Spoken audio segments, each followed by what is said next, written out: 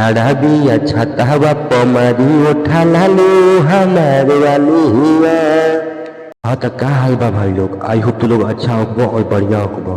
तो आई आज की वीडियो में आप सभी के स्वागत बा। आज की वीडियो सिंगल भाई लोगन खातिर बहुत ही खास वीडियो होखे लगा। बहुत ही मस्त मैटर लेके आइल बानी जौन की ये लगन के स्पेशल सॉन्ग हो सकेला। हम कहल चाहब कि जे भी सिंगर भाई के गाना गावे के बा वो गाना गा सकेला और राइटर में हमारा नाम डाल सकेला।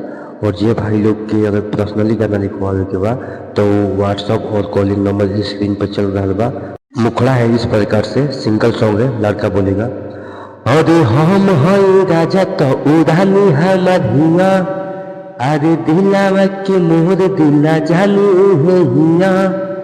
ए भाई, अरे हम हई राजा तो उड़ानी हमार हिया, दिलावा के मोर दिला जानी उहे हिया। खड़ा बिया छतवा पमारी उठा लालू हमार माल हिया, खड़ा बिया छतवा पमारी उठा लालू हमार वाली हुआ। फर्स्ट अंतरा है इस प्रकार से।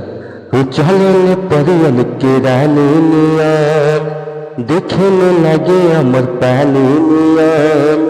ये भाई, और चले परियन के रानी नियन, देखे में लगे अमर पानी नियन।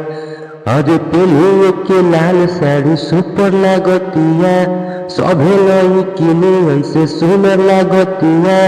खड़ा बिया छतवा पमारी उठा लालू हमार माल हुआ, खड़ा बिया छतवा पमारी उठा लालू हमार वाली हुआ।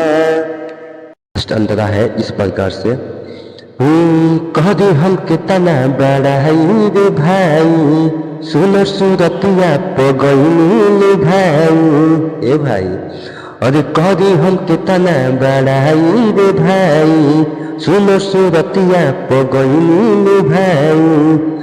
मारिए के मुसुकी इशारा करतिया, लखोआ के दिलावा पर बाल मारतिया। खड़ा बिया छतवा पमारी उठा लालू हमार माल हुआ, खड़ा बिया छतवा पमारी उठा लालू हमार वाली हुआ।